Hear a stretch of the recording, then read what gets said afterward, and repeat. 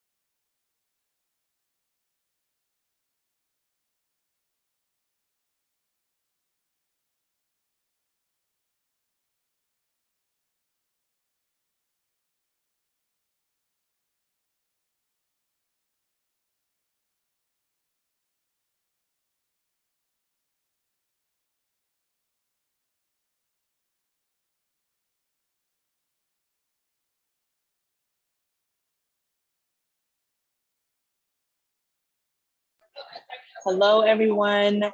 Good evening. Again, welcome to the call, Crime Bill 2.0.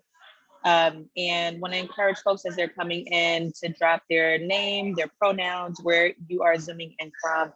And if you're part of an organization, we would love to hear that too. You can drop that in the chat. Want to thank everyone for being on time, and we are going to get started in a couple more minutes. Just wanted to give some more folks time to jump on. Thank y'all.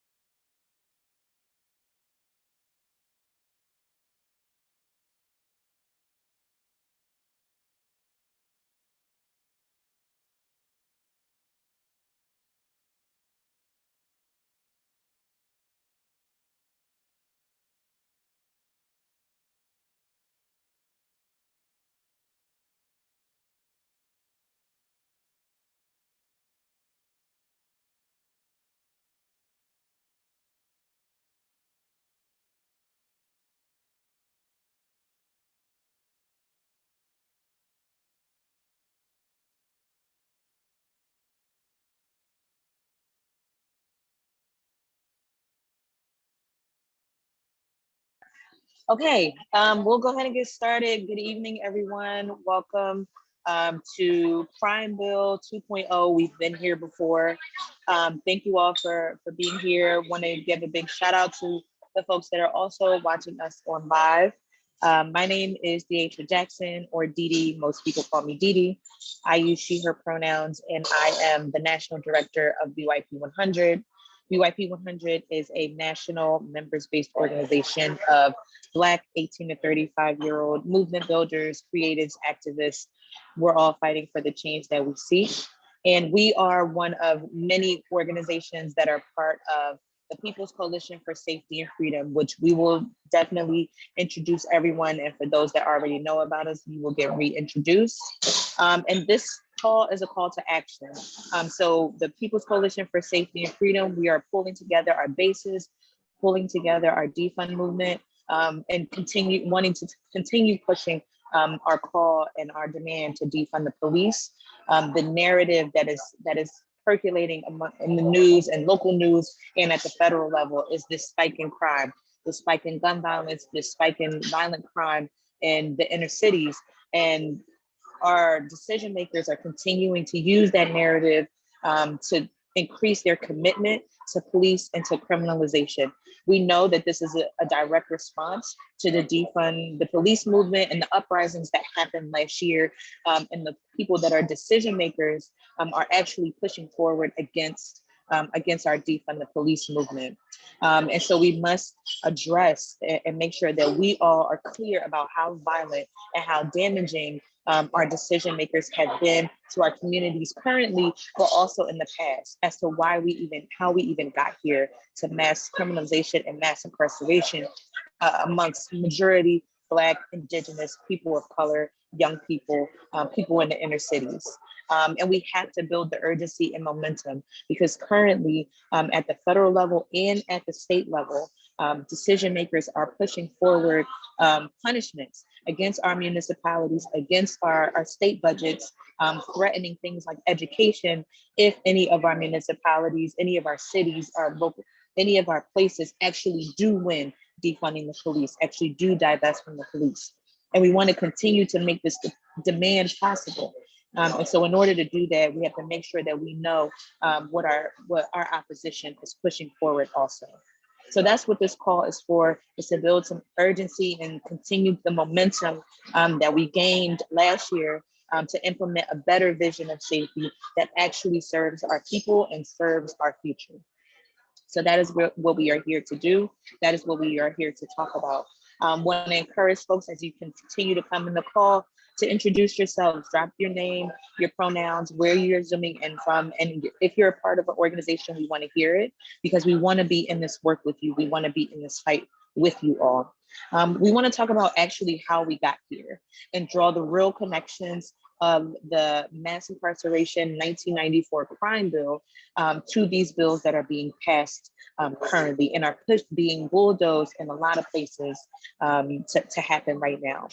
We want to talk about what those attacks actually are, so that folks have a sense of what we are pushing against, and then how the 1994 crime bill has hurt us in the past, but also what is it doing to our communities and to our safety currently.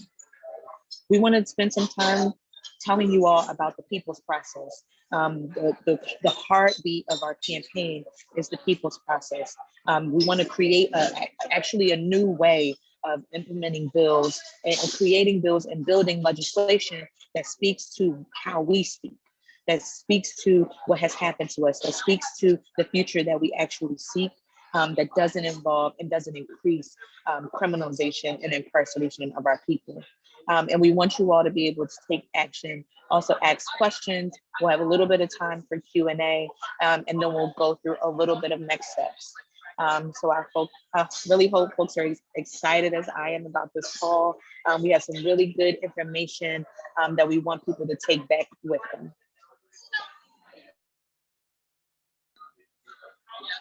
So first, want to introduce what is the People's Coalition for Safety and Freedom, or PCSF, which is also not that much easier to say. We are a campaign and coalition of base building, members-led grassroots organizations. We do racial justice policy and advocacy institutions are part of the committee, the steering committee, primarily Black and queer-led. We represent a cross-section of communities impacted by the system of criminalization and incarceration. So again, speaking to the narrative that we have to be the ones that actually say what our vision is for safety is, because we are the ones that are most directly impacted by these systems. And then a commitment to transforming the justice system and redefining public safety. That is what our campaign and coalition exists to do, and that is what we're here to learn. Next slide.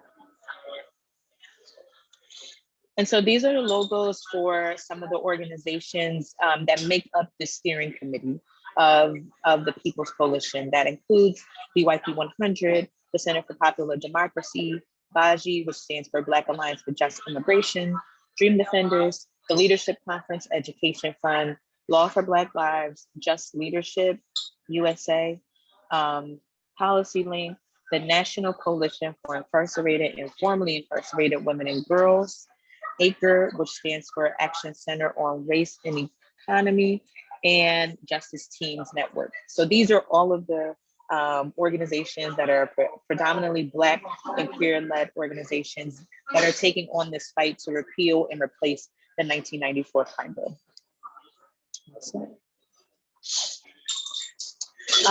Could I get someone else to read this just to shake up the voices in the room? So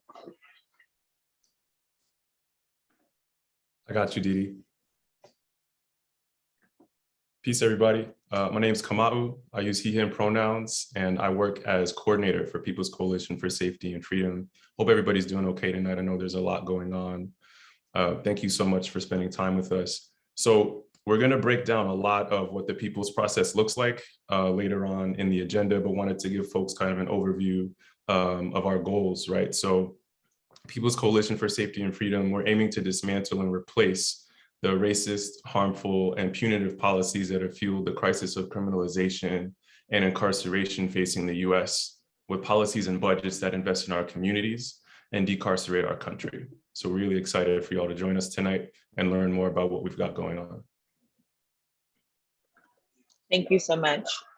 So just to go back a little bit in time to 17 years ago, our current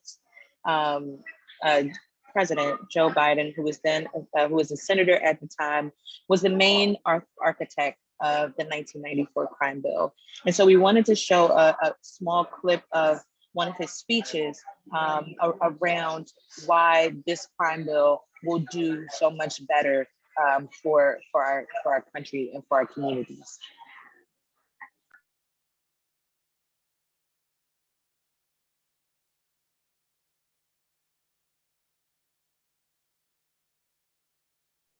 The sound's not working for me.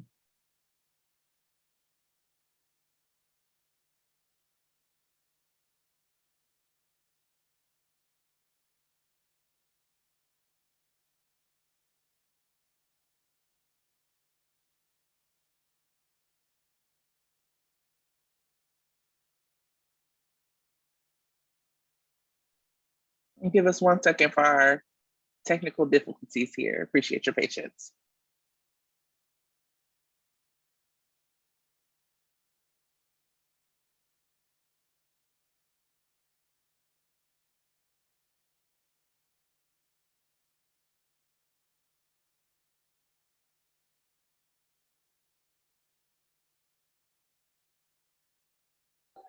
Well, as we continue to try to get our video queued up, I'm gonna pass it to Sarah to introduce herself and talk a little bit about some of the history and what we'll be talking about tonight around the history of the 94 crime bill. Thanks, Didi. Hi, everyone. Sarah Mulcuria here. I work at Policy Link on the Community Safety and Justice team. And I really hope that y'all can hear from Biden, really the ideology that underpins the 94 crime bill. It's the tough on crime approach. It's the all about punishment, criminalization, cops, prison as the answer. And we know that that doesn't work. It doesn't work as a public safety intervention, and it doesn't work for our communities. And so I wanted to really lay out a little bit about what the 94 crime bill did, and just so we understand that it helped fuel the foundation of mass incarceration that we experience now. All of the things that our movement is fighting against, most of those things have been funded by the 94 crime bill. So a couple of things. One is one is the 3 strikes law, right? So creating these mandatory minimums.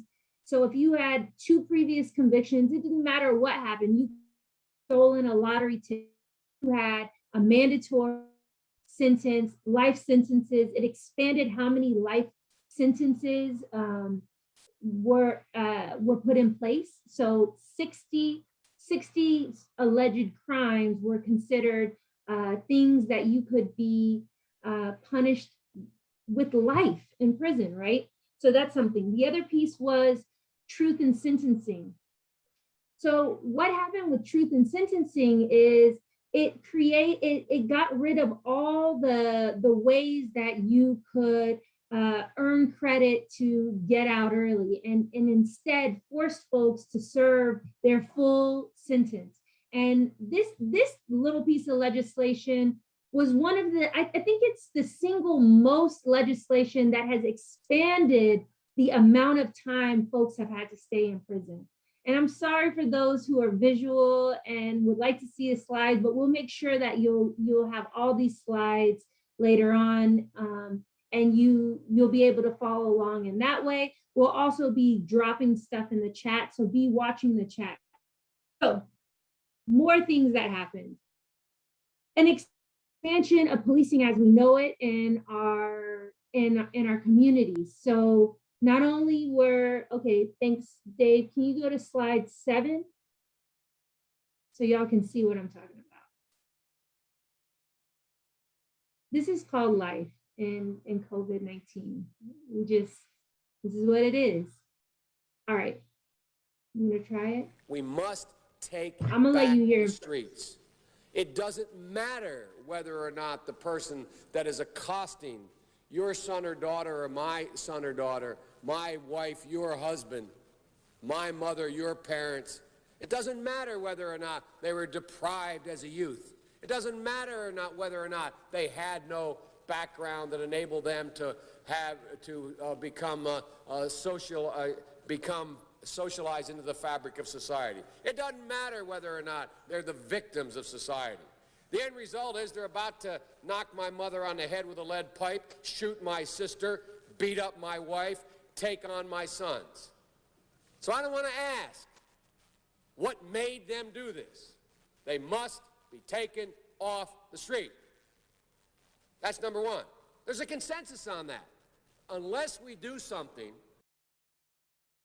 of young people, tens of thousands of them, born out of wedlock, without parents, without supervision, without any structure, without any conscience developing, because they literally, I yield myself 3 more minutes, because they literally have not been socialized. They literally have not had an opportunity. We should focus on them now. If we don't, they will, or a portion of them will, become the predators 15 years from now. And Madam President, we have predators on our streets that society has, in fact, in part because of its neglect, created. Again, it does not mean because we created them that we somehow forgive them or do not take them out of society to protect my family and yours from them. They are beyond the pale, many of those people. Beyond the pale. And it's a sad commentary on society. We have no choice but to take them out of society. And the truth is, we don't very well know how to rehabilitate them at that point. That's the sad truth. I'm the guy that said, rehabilitation, when it occurs, we don't understand it and notice it. And even when we notice it and we know it occurs, we don't know why. So you cannot make rehabilitation a condition for release. That's why in our system, the federal system, you serve 85% of your time. It's a shame, but we don't know how to rehabilitate. But there is a consensus, and I will cease. A, we must make the streets safer. I don't care why someone is a malefactor in society. I don't care why someone is antisocial. I don't care why they become a sociopath. We have an obligation to cordon them off from the rest of society, try to help them, try to change their behavior. That's why we do in this bill. We have drug treatment and we have other treatments to try to deal with it, but they are in jail. away from my mother, your husband, our families. But we would be absolutely stupid as a society if we didn't recognize the condition that nurtured those folks still exist. And we must deal with that. All right, so I'm sorry, I should have given a trigger warning before we went into that, because it is so triggering, but it shows you that this ideology that is underpinning, like I said earlier, the ideology that's underpinning this legislation.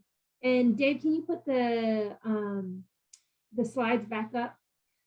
But what you heard, right, was, I mean, we could spend the rest of the night just decoding everything that you heard, from the racism to this idea that you can throw people away, that there are folks who are unredeemable. And we know that that's not true. We know what the root causes are, and we know that the context of that people are coming from is so important. And the idea and the goal, right, should be to create a true public safety that is not grounded in throwing people away, calling some folks them versus us, because we know that we're not the us that they're talking about. We're the them. We're the ones who are thrown away. We're the ones who are locked up. We're the ones who are, as he said, beyond the pale, right? And so we have to push back against that type of ideology. But going back, I'm sorry, there's all this going on with all right, there we go. Going back to what the 94 crime bill did, I told you about the truth in sentencing. I told you about 3 strikes law.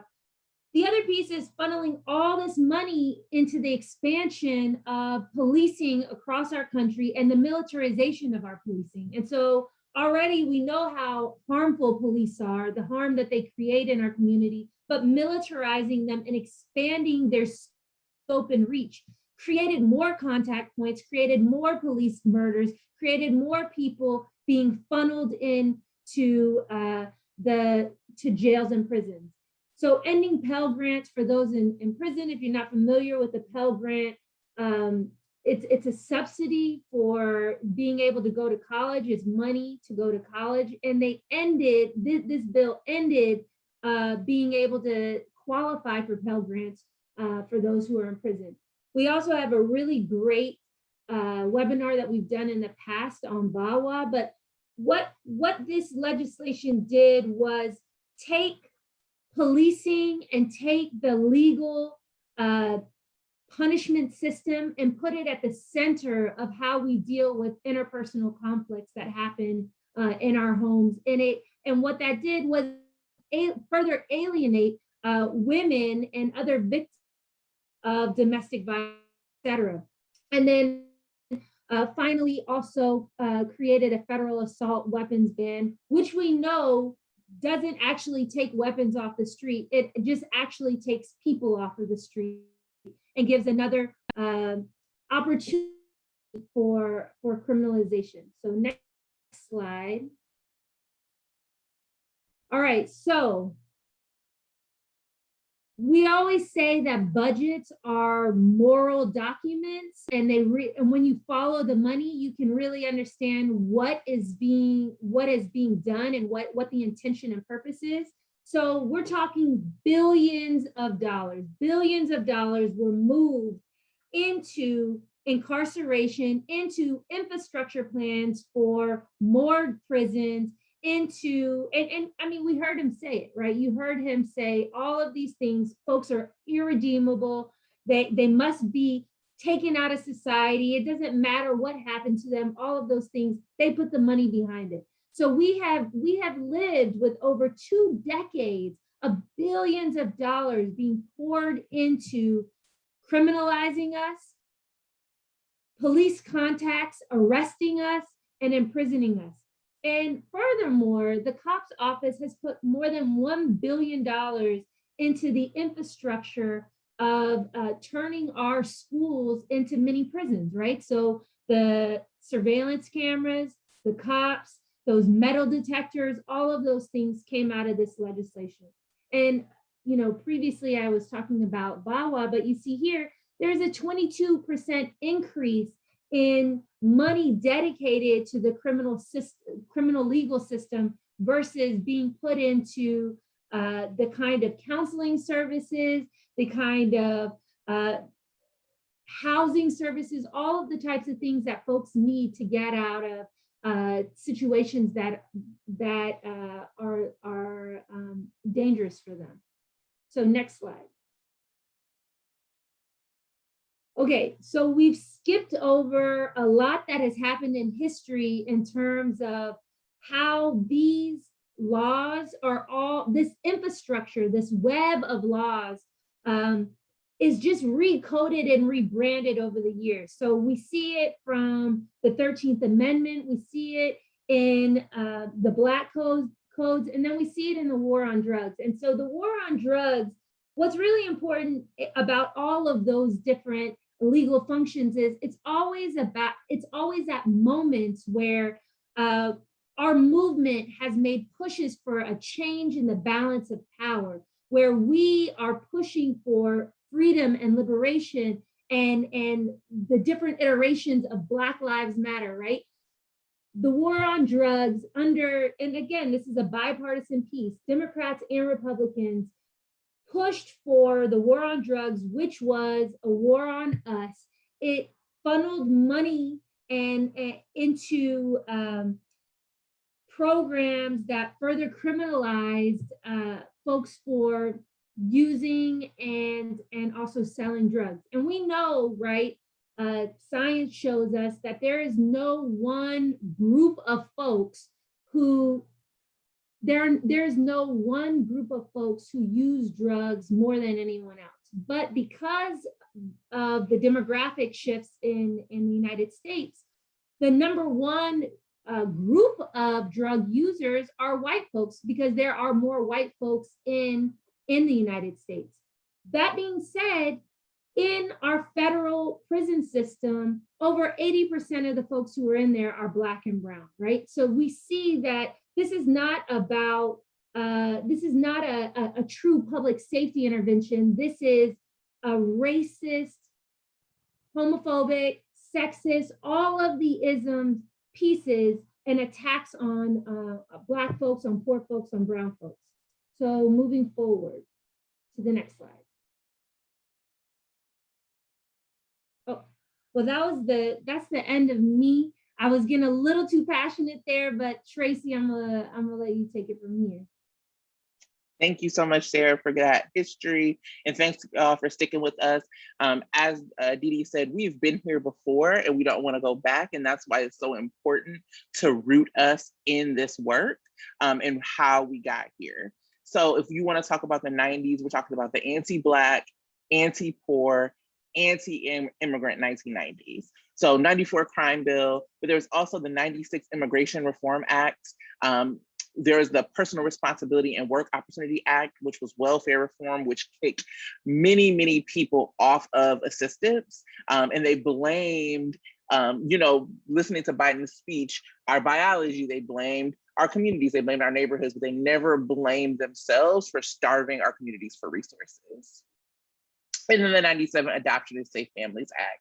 So these are things that happened in the 90s with an ideology that is rooted in anti-Blackness that we do not want to see happen again. Next slide. And it's important to realize that the 94 crime bill was not just a flash in the pan, but it was a driver of mass incarceration. So from 1970 to 1994, the rate of imprisonment exploded 400%. From that small number to 100,000 people. One person in prison is too much, but imagine 100,000 people. And then when we look from 1994 to 2009, imprisonment continued to rise, which doubled. Part of the 1994 crime bill also with truth in sentencing laws gave $12.5 billion to build prisons if they passed truth in sentencing, which required incarcerated people to serve at least 85% of their sentences. So it actually incentivized locking up our folks. And then between 95 and 99, 9 states adopted those laws because we know it's about the money, right? So they knew they can get that money if they did that. And then 21 states change their laws to comply with the crime bill requirements. Next slide.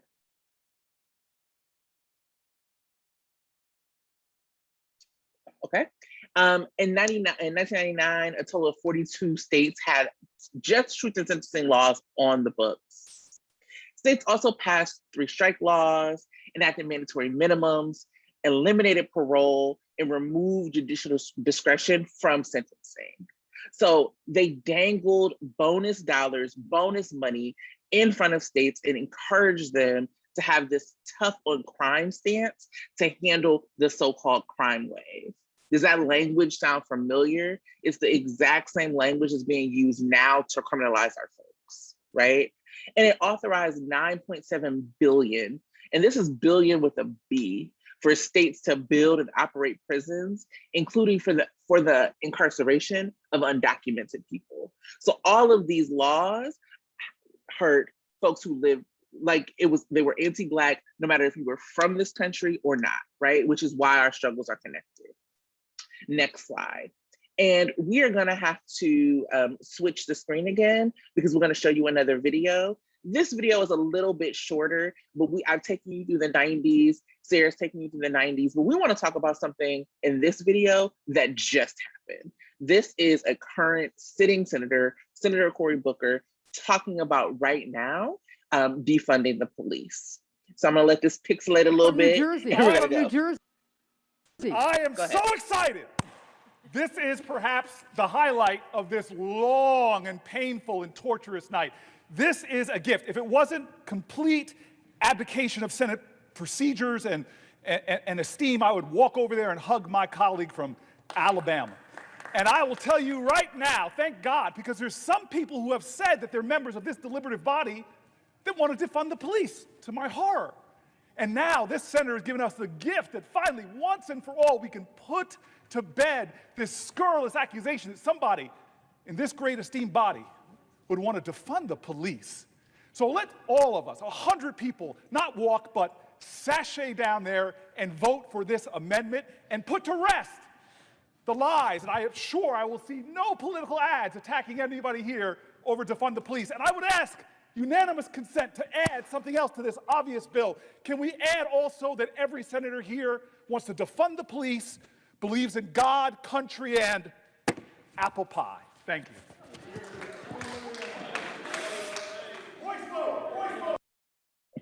Defund Cory Booker, yes. And so it was important. I am so excited. It was important for us that we showed that specific clip.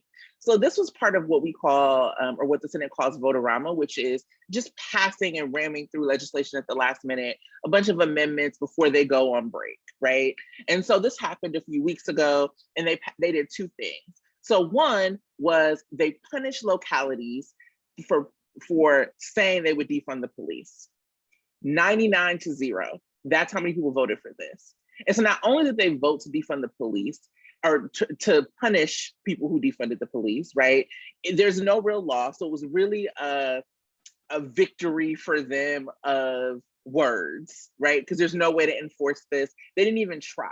So the Democrats are now, the folks who say they're allied with us, allied with our movements, are saying, oh, well, we only passed it so that we can win future elections. This doesn't matter because there's no way to enforce it, right? That's not true. This is a way that they are pushing back against our demands. And not only are they pushing back against the demands of folks who have asked, if you can go back because we haven't finished that other slide yet. Not only have they talked about and pushed back against our demands, but they've also made us a joke. I don't know about you, but when we talk about this work around defunding the police, around reimagining public safety, we're talking about saving our own lives. We're not talking about apple pie, and we're not doing it so that Cory Booker can go on the floor of the Senate and make fun of us and our demands, right? And then the second thing that happened during Vote-a-rama that we wanted to highlight was that there was an amendment by Josh Hawley, who is the senator from Missouri. Now, if y'all remember what happened on January 6th, Josh Hawley was one of the senators who gave the fist up to the insurrectionists. And so he put forward a proposal to hire 100,000 new cops. And Dick Durbin, who was also a senator from Illinois who voted for the crime bill, had pointed out, as they happily voted for this, that this is an expansion of something that was already under the crime bill. And so one of the things that Josh Hawley did was put forward a press release saying that the White House endorsed his plan. Josh Hawley is dangerous. Josh Hawley is someone who has higher political ambitions. And one of the worst things that we can do is align ourselves with them. So I want people to think about the fact that Cori Bush had to spend the night outside camping out to keep people in their homes while people happily voted along with Josh Hawley to criminalize our communities. Next slide. So we have given you a lot of facts and figures, numbers, things like that. But right now I want to pass it over to Mr. Comer, who's going to tell you about the lived experience of the crime bill. Thank you so much for being with us, Mr. Comer, and I'm handing it over to you. Okay, thank you, Tracy. My name is Dewayne Comer. I'm from Syracuse, New York.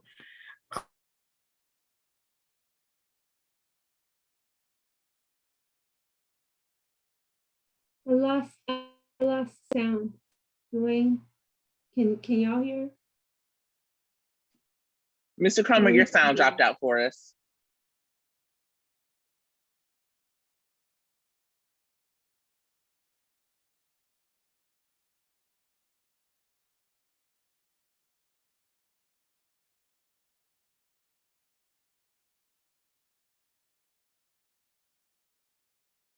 We're gonna ping him and get his sound back.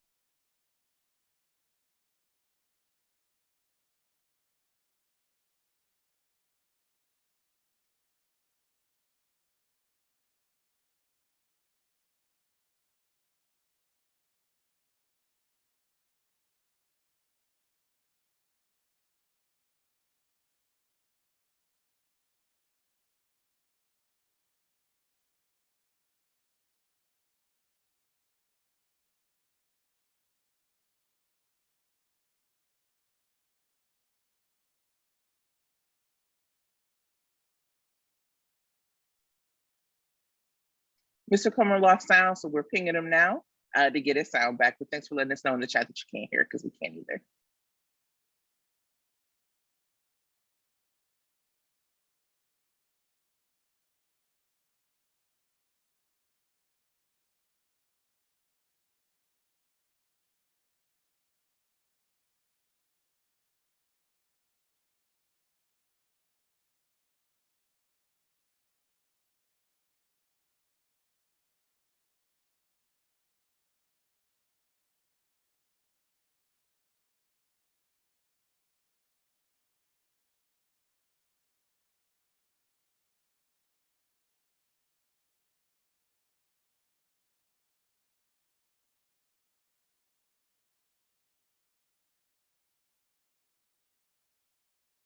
Okay, we're gonna try to give Mr. Comer a call and we're gonna move on to the next slide and we'll come back to him.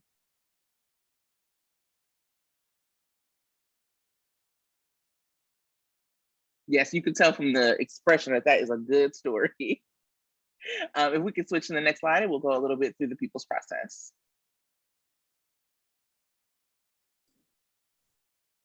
Yeah, I'm really sorry that we can't hear Dwayne's story right now. Hopefully we can get back to that. I just wanted to give folks a little bit more information about the people's process. So we're going to walk through some details on how we're going about addressing the crime bill and ideally, replacing it. So one of the big pieces that I pulled out of watching Joe Biden's speech, I've unfortunately watched that for work too many times, is that he said a lot about having consensus, right? And I always wonder, like, what does he mean by consensus? Because when Joe Biden wrote the crime bill, he sat down with Tom Scotto, who at the time was the head of one of the biggest police unions in the country, to write the crime bill as a team.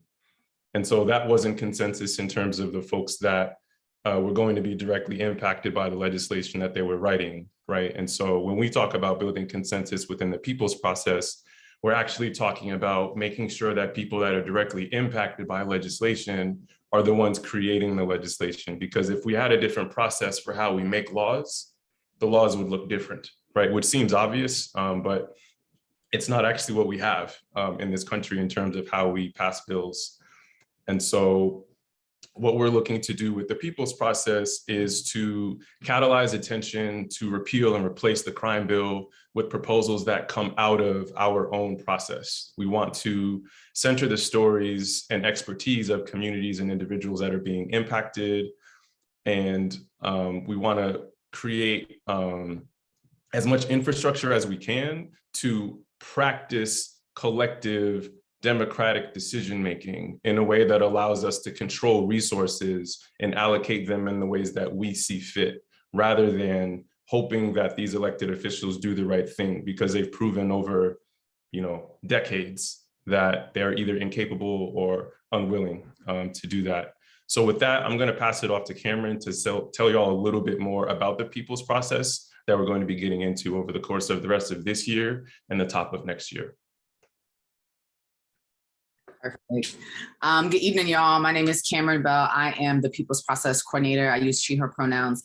And yeah, so we heard so much, right, about how terrible the crime bill is and like why we need to repeal it and do something different. And so I just want to give you a little bit more on the how we're going to do that, right? So as you see before, you have this beautiful diagram to kind of outline this process and how we're actually going to get to the point of making sure that what replaces this crime bill is community focused, community centered, and actually what we need to be safe and not, the same old, right? We don't want to repeat the same cycle that we heard. And so given that they're having the same rhetoric they had almost 30 years ago, we have to intervene somehow, and this is the way. And so with the people's process, we're going to do a surveying process where we're going to, get that data in about what do folks want to see, what needs to be changed, and also do collectively created political education. And really dig deep into like how does a bill become a law, right? What happened in '94? What is the crime bill? And not only from the federal level, but what did it translate to with local policy, right? State level laws, as you heard Tracy identify, right? When the feds passed this and attached funding to it, a lot of states followed suit and changed their laws to align with the crime bill. So we're going to dig deeper into what that all looked like. And then the kind of centerpiece for all of this would be our people's movement assemblies, kind of like big town halls, to really talk through and democratically decide what do we want to put in this bill, right? We're going to write this, it's going to happen. What does it need to be? And then from there, we're going to actually draft it. We're going to draft this replacement framework and what we need to see happen. And so we're excited about this. It's going to be a groundbreaking process and something we really want to do to make sure it's truly democratic and truly a people's process. So we're partnering with orgs in North Carolina, California, Texas, Tennessee, and also talking to folks in Wisconsin, Michigan, Florida, and New York. And so we will, continue to just keep pushing this forward, and we'll share more about how you can get involved. But this is really the vision and how we're actually going to actualize this vision through the people's process. Next slide. So now I'll pass it over to Yohana with Movement for Black Lives about the People's Response Act. Thanks, y'all. Can everyone hear me okay? Cool. Thanks again. Thanks so much, y'all, for having me on. This conversation is just such an important reminder of the need for us to just stay vigilant, when decisions are being made about us and our communities. But just to, rewind again, my name is Yohana. I'm the Breathe coordinator for M4BL. And I'm just excited to talk a bit about the Breathe campaign and other Breathe-inspired legislation, namely the People's Response Act, as well as a tiny bit about the Drug Policy Reform Act. So just a bit of background for folks that might not be as familiar with the Breathe campaign at M4BL. The Breathe Act essentially is our movement's vision for public safety in the form of federal legislation. So the act was unveiled in the wake of the Floyd uprisings last summer. And it offers us a new vision for public safety that actually meets the demand for investment in actual community, while also providing bold leaders with a legislative framework to make that vision a real reality. So as y'all know, it's been a year since the uprisings, and yet Black people continue to be disproportionately targeted by our violent, criminal legal system. And our communities still lack the meaningful investments in public services and safety nets that would actually keep us safe. So a bit more background, the Breathe Act initially was designed as an omnibus bill to protect and defend Black lives. So quickly, the 4 sections of the Breathe Act include: 1, divesting federal resources from policing and incarceration, and basically end federal criminal legal system harms, including the 1994 crime bill, while also calling for reparations for the war on drugs. 2, it seeks to invest in new approaches to community safety, utilizing funding incentives and non-carceral/non-punitive programming. 3, it allocates new money to build healthy, sustainable, and equitable communities for all people. And lastly, it seeks to hold officials accountable and enhances self-determination among Black communities. But despite Breathe being originally designed as an omnibus bill, really looking to overhaul our current approach to quote unquote crime and safety, the push to pass Breathe as an act, solely as an act, has sort of shifted to a broader Breathe campaign. And so this phase 2 of the Breathe campaign seeks to really establish our vision for public safety in legislation, only now it's legislation tailored by local communities and advanced through legislation at the federal level. So the original Breathe Act now serves as the sort of basis or blueprint of fully written legislative text that has inspired, in really awesome ways, multiple pieces of local, state, and federal legislation since its unveiling a year ago. And so all of these things, bring us closer to this vision of public safety that actually works for us all.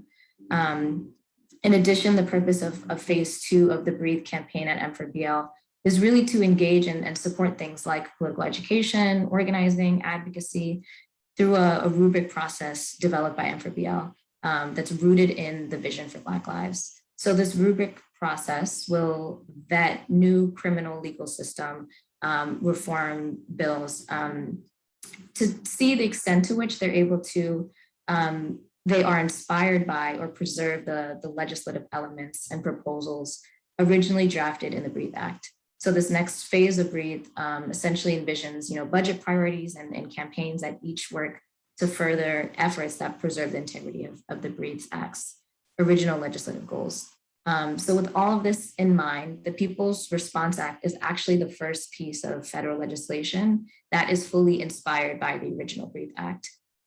It was introduced by Representative Cori Bush, and it takes on essentially Section 2 of the Breathe Act, which calls for investments in Black communities to begin to account for harms of our criminal legal system, while also shifting the federal government's approach to public safety.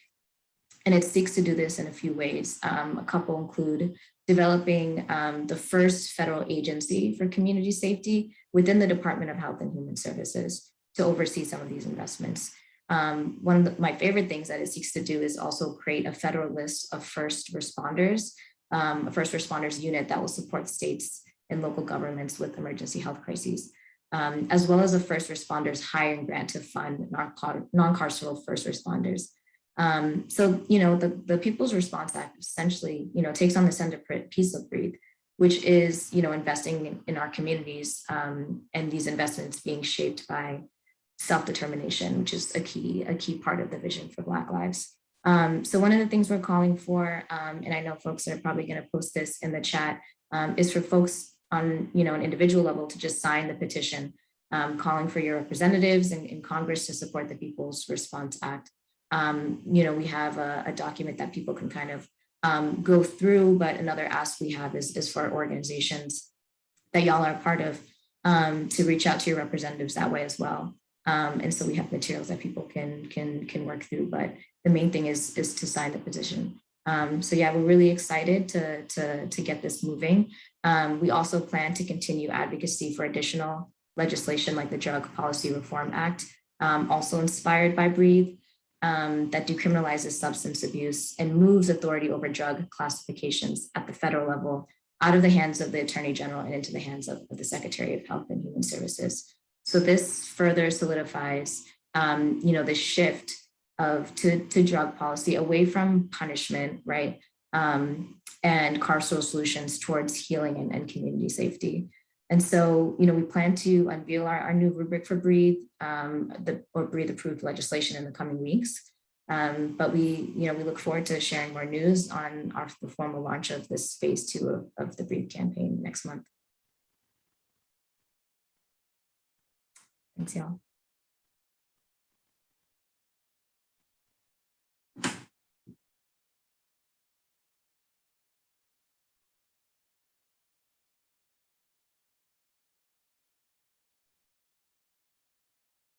Great.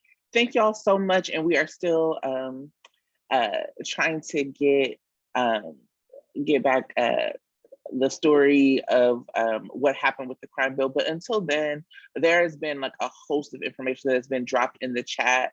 So one of the immediate things, this is saying, what can we do right now? We dropped a link and we'll drop it again for folks to sign a petition. Or send an email directly to your member of Congress saying that we don't want a crime bill 2.0. So Votorama was all Senate votes. It was very consistent across the board. In the houses where we have a little bit more power and we can really make a dent if we send emails to our congressperson that say directly, like, this is not what we want. So if you fill that out, it will automatically send it to your member of the House. And so that is something that we are doing right now, but would love if folks want to put in the chat, or I believe you can come off mute and let us know what questions do you have about this and how we can work together to push back against this really awful kind of crime bill 2.0 version of legislation that's coming out of the House.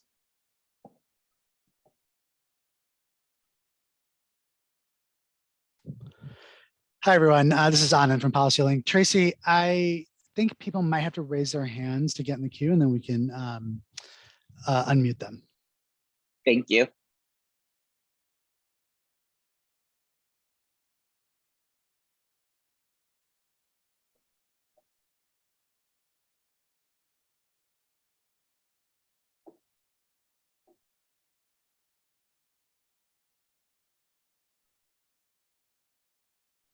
Okay, we have Avalon in the queue. So Avalon, you should be able to speak. Unmute and speak. Yeah. Hi, can you guys hear me? Yep. Yes. Okay. So our organization, which is the Illinois Alliance for Reentry and Justice, we've already done an organizational endorsement for the People's Response Act. We're in the process of submitting it to our membership to vote on just adopting just the people's process also as a part 2 to that. So my question is, because we are about to embark on several like teach-ins and things like that. And what we'd like to do is, are you guys partnering with local organizations to help put on those teach-ins, like to provide materials so that people can understand how to implement the people's process on a local basis, but then also on a national basis? So I just trying to better understand like what the next steps are, because we're all in clearly with this process. We're trying to liberate our people. That's our number one goal. And so I'm just trying to, as the person in charge of this, to get an idea of like what will the next steps be from an organizational perspective. Thank you. Thank you so much for being here for that question. I'm going to toss it to Cam, who's our People's Process Coordinator, who can give y'all a little bit more information about that. Yeah, so I'm hyped to hear that you're hyped about this too. So that just gives me so much energy as I'm like dragging through the rest of this day. I think, yeah, so to just clarify for the process point, right? We're working with local orgs to like develop the polyed and to actually move the PMAs, People's Movement Assemblies. So if you want to join and you're down, like I'll connect with you offline so we can like get that in motion and like, schedule out how it needs to look for you all, what's going to be the best timing, best, all that. So if you could, for me, if you could just drop your email in chat and I'll hit you up so we can get the ball rolling on that. Perfect. Thank you so much.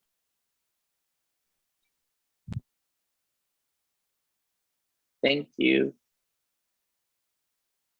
And then if there's anybody else who has any questions, please raise your hand so that you can, somebody said get involved. So you can get involved. again, we're going to drop a resource guide. So it has a list of like ways that you can, things you can sign up for.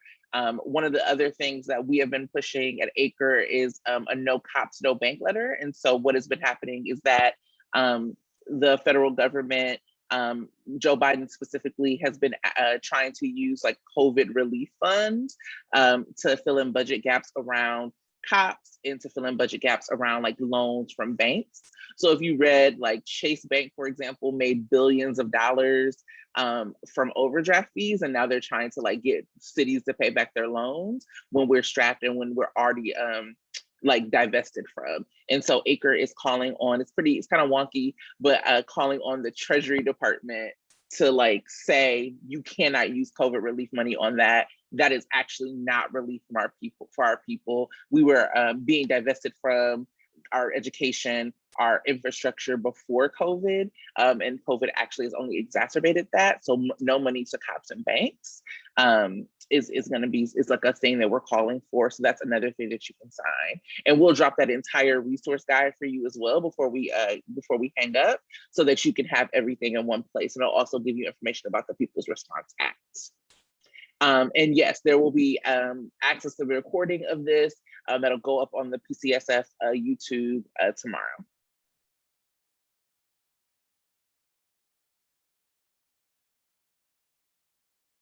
Yes, and Kamal dropped our other webinars. I highly, highly, highly recommend watching the one we did around Judas and the Black Messiah. It was amazing, and folks should look at that. And I think we have Mr. Comer back. It says Adnan, but I think that we got it going. Mr. Comer, can you hear me?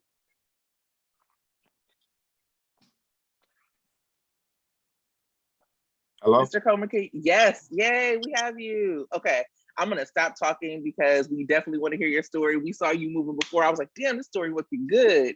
So we're gonna, I'm gonna mute me and you're gonna go. Thank you for being here. All right, all right. Are you ready? Yeah, can you guys hear me this time? We can hear you. Okay, all right, fine, all right.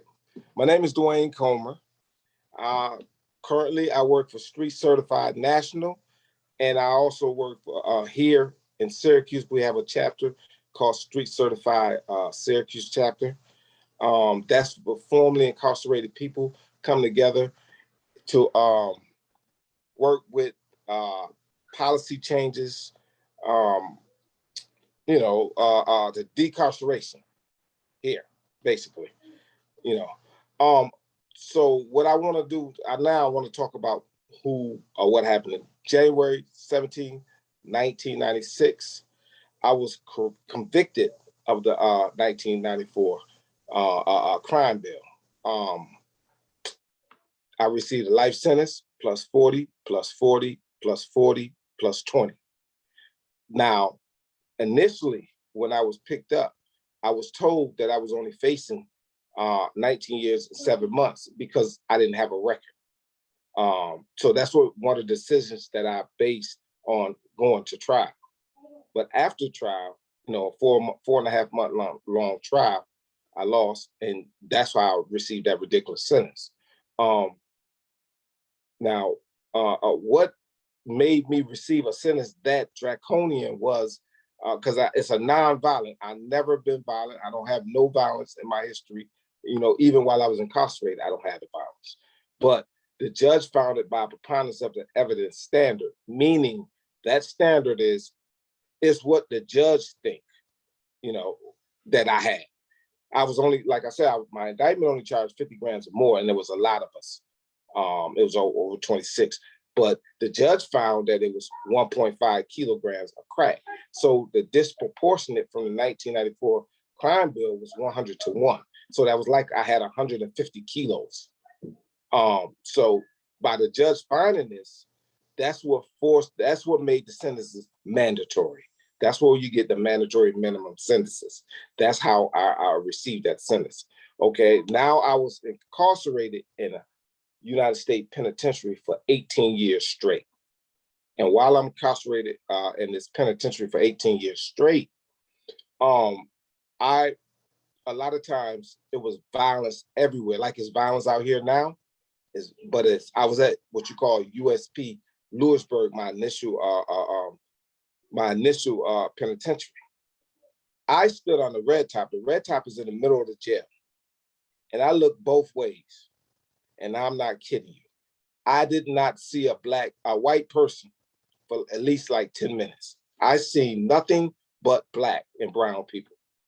So anyone who's missing a friend or old family member or whatever, and he's not passed, then 90% of the time he was in there with me. Okay. That's what started my journey in this process. Now I've started doing legal work, helping individuals. And what I discovered in this, because I did wind up doing 21 years and 8 months before December 1st, 2016, President Barack Obama announced that he pardoned me on national TV. But that's because I was doing legal work. I was teaching individuals that was incarcerated how to empower themselves. So there's also a bill that was called the Anti-Death Penalty Act that Clinton also made 2 years later. What that did was that told us that you got 1 year to file your habeas corpus to the courts, and after that, then you're stuck with your sentence. So they gave individuals, I'm looking at individuals with 600 years, 5-6 life sentences, or whatever. So that trauma, that toll that was hitting blacks caused the uprising in the penitentiary. And the uprising, was extremely violent. Like I told you, I don't have violence.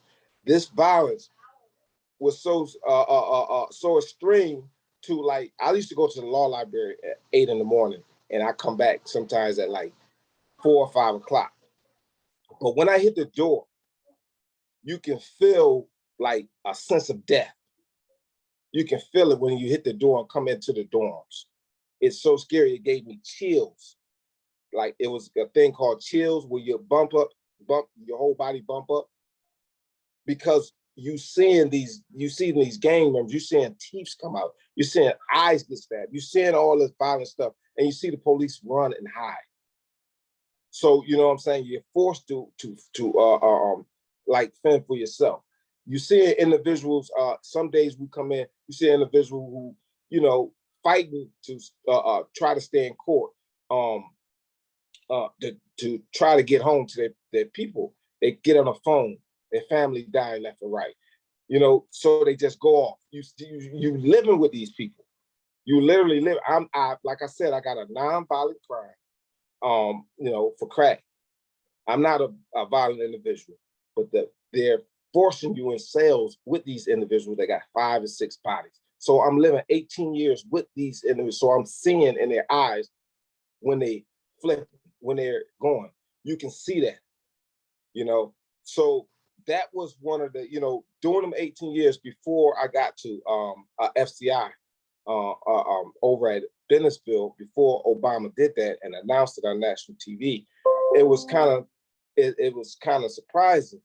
But at the same time, I knew when I left, the whole dorms started clapping for me. But some of the individuals that I was leaving can say, for instance, this is one of the most scariest things about this crime bill. If you get convicted for a simple agreement of cocaine, they can go back to your history and say, you didn't kill this dude, but somebody said you did it, and give you a life sentence. Not for the crime of what you just lost, but they can do that. That's one of the things that's in this bill that made it so, crazy. So leaving individuals there, knowing that, like, we used to look for the law to change all the time, especially this bill. It never changed. You see what I'm saying? The only thing that they tried to do, Obama tried to do, he tried to change the crack law from 100 to 1 to 18 to 1. I mean, from 1 to 1, but he only could get it to 18 to 1 before they went back in the uproar. Individuals are still in there 20, 30 years. I did 21 years and 8 months. So I've dedicated the rest of my life for decarceration and saying, helping these individuals out because they're not violent. And some of these individuals that's not violent was getting killed. I'm watching 18-year-old kids come in with these rival gangs and watch them get stabbed, and the police run and shut the doors, and I just got to put my back on the wall. That trauma, those, it's so many stories that I can tell y'all. But the bottom line is, we never had help. We didn't have no help from nobody on the outside because they didn't understand. When we get convicted, we're forgotten about. So all we had was each other. So to see me finally leave and be on this legal work and helping so many individuals, some of them couldn't even read or write. So how you gonna give them a year? They couldn't read or write. How is they in jail with these life sentences? So it is, that crime bill has to go. It's been running since '84. People has to understand the trauma and what's really going on with these individuals. Now they start letting some of these individuals out with the 18-1. The individuals that y'all see out here that's shooting a lot, I'm out here as a credible messenger too, working on community violence interruption. I can see in their eyes that trauma, that hate, because nobody was there to help them. So this is the people that we need to get out, that for our people to get these kids, because their uncles, their brothers, and all them is stuck in these penitentiaries for years after years after years. So if anything come out of this, the importance of helping, get this bill out here and people talking about it is so crucial. My attorney, when I lost trial, was coming down the hallway. I had to go to my baby mother and say to her, yo, listen, I'm not gonna hold you up, I got a life sentence. But when she leave, she cried. And my daughter, I had to give my daughter a hug because I knew I was in a fight. I'm coming back from the tunnel, like coming through the tunnel. I see my attorney coming towards me. He see me turn around and run. How'd that feel? You just got me a life sentence and you turn around and run for no reason. I had to think about that every day. I never knew when I was getting out. I just knew to fight. That's all I knew.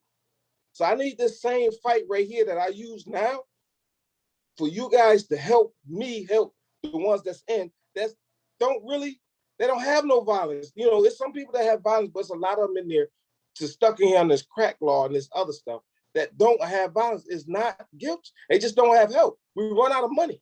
That's all. We guilty of running out of money and family.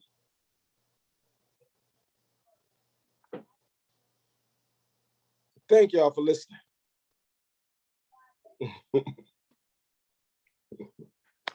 Thank you so much for being with us, Mr. Comer. I'm so glad we were able to get you back, and it's such a privilege to share space with you. And we are so grateful to hear your story I just want to say thank you so much for being with us. You're welcome. Do anyone have any questions? And we can take a few minutes of questions. If you have a question for Mr. Comer, you can raise your hand, and we can take about 5 minutes of questions.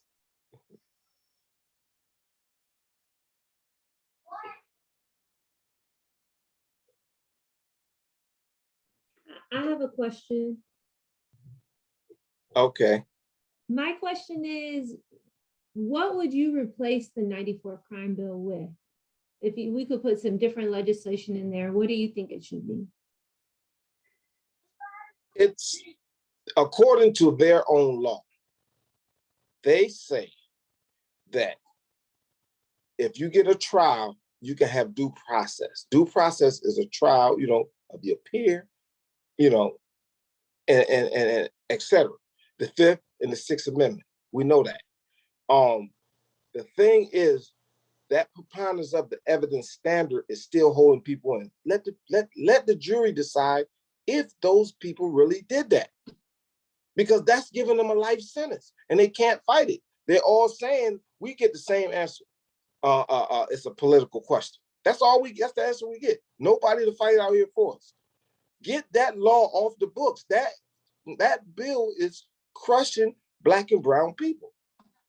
If we can change anything, just let the jury make that decision if those enhancements can be made a decision by the jury. And that'll change a lot.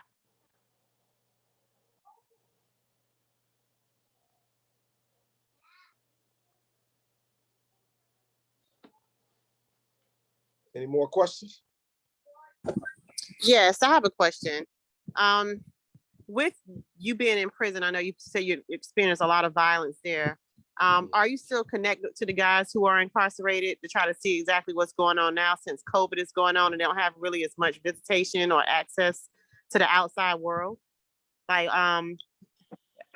has anyone came to you for more support? Because we having some stories here, like in Forsyth County, North Carolina.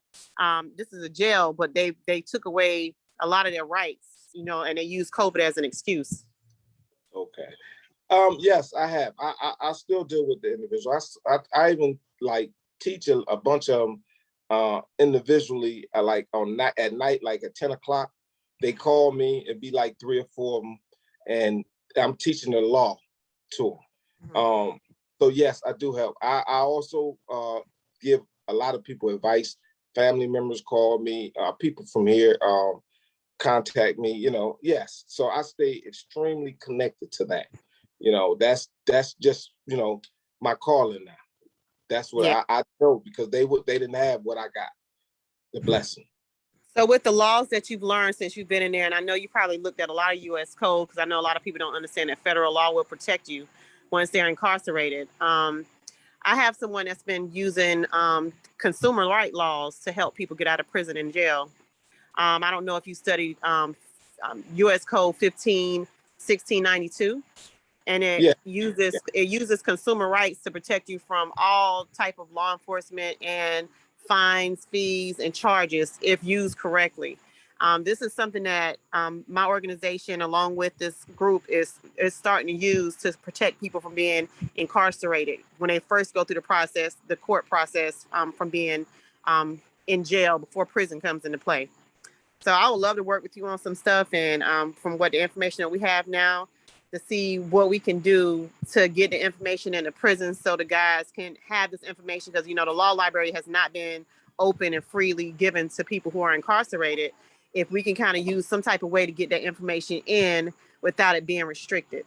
So I'll leave my email in the chat, and you can email me, and we can, anyone else that's on the call, so we can kind of use federal law to protect us from state mandates and from other things that's happening, that's using these laws to keep us in prison, or keep our people in prison at the length of time that it has.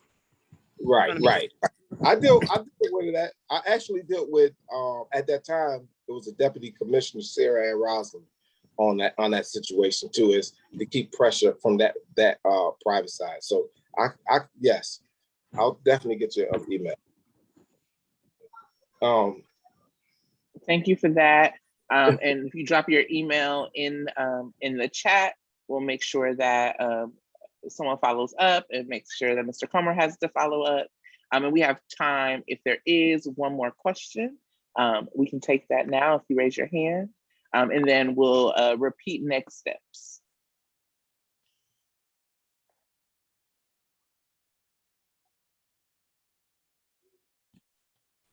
Hello? Yes. Yes, I think that we saw. Yep, go ahead, Joan. And you're on mute if you're trying to talk. There I am again. Can you hear me? Yes, go ahead. Yeah, so I have a more general question, and I'm feeling a little hesitant to do so because I'm like brand new to the game here. So mostly I'm just in wanting to understand. I kind of come from the perspective as I have a lot of interest in focusing on the trauma, both of people, what got them into prison and what happens when you're in prison. So, but my question more generally is just about the defunding the police, and if that continues to be sort of the overriding messaging when you're focusing on legislation and policy and things like that. Is that continue to be the messaging, first of all, sort of generally? Yes. And my question about that is because it seems to me, and like I am, again, way on the sidelines here, but it seems to me that politicians exploit that messaging to create fear. Does that sound familiar? I mean, and if that is the case, then is there any value in, in accomplishing the same thing, but moving to different messaging? Thank you for that question. I think that is a question that a lot of people have. And I would counter and just say that politicians exploit Blackness.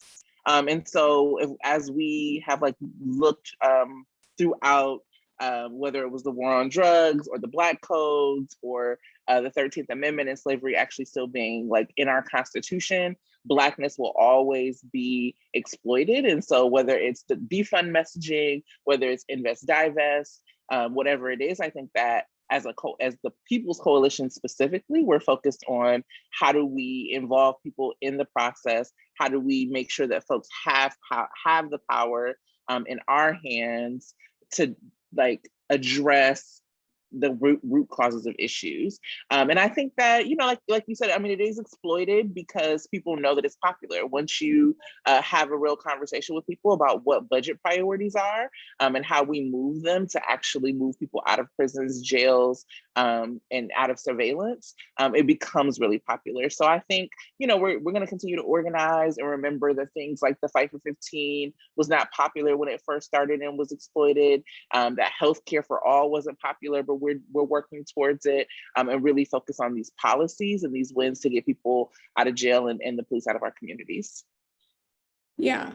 Am I still, and I'm actually from Minneapolis, and what I heard there is I just heard a lot of people who seem to be interested in pursuing those same objectives, and it was just a language issue. And I get that it shouldn't come down to the language that's used, but unfortunately we live in this world where everything is a soundbite, right? And so for people to go in and really understand the substance of what's trying to be done here, is so important. But as long as there's that exploitation, then I think that you're losing people who would otherwise come in. And I'm not saying that that's right, wrong, or otherwise. I'm just saying if the big picture here is to develop critical mass to move forward, and there's a semantics issue, then does it make sense to consider that? And again, I realize I am the odd man out here, but I just, I would just love to see more people come into the fold. And I think that they would, if they understood what the objectives are behind the soundbite, if that makes sense. So. Thank you. So we will drop that resource guide. We will encourage folks to pass that around. And to the point of semantics and to the point of organizing, we encourage you, we are a national coalition. We encourage you to plug in locally in any way that you can, so that these conversations start at dinner tables. These conversations start person at a time, person to person, relationship to relationship. And so we will drop again that resource guide for folks. And I will pass it to Kamau to talk about how to get plugged in.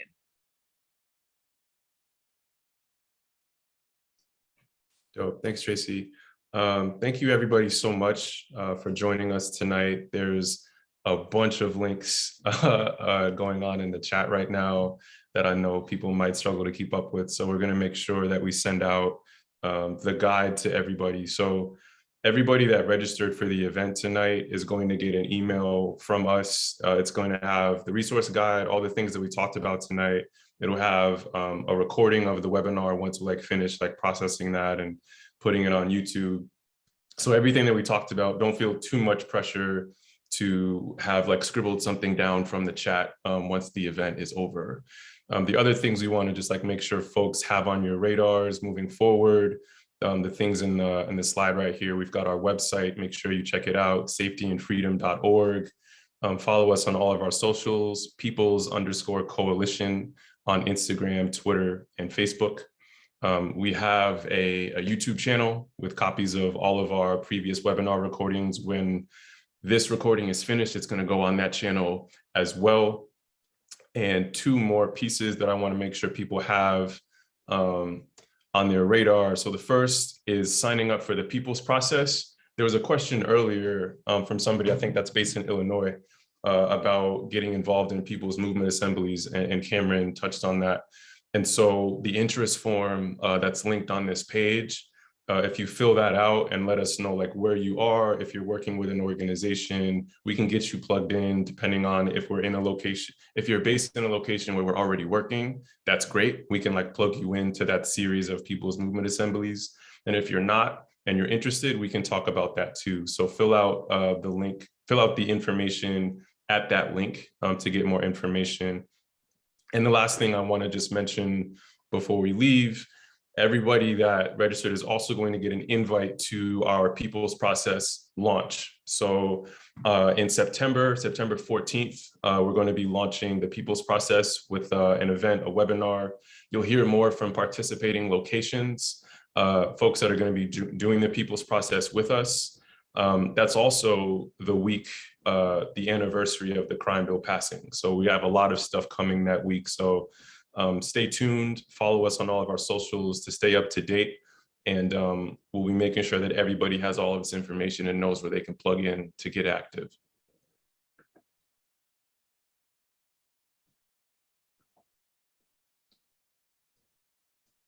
Am I passing it to somebody or is this me? Thank you so much, Kamau. I think it might just be you. Okay, word. Thank you all so much for riding with us tonight, dealing with the technical issues that we had. We appreciate y'all's patience. Be on the lookout for all of our upcoming events and stay safe, and we'll talk to you all soon.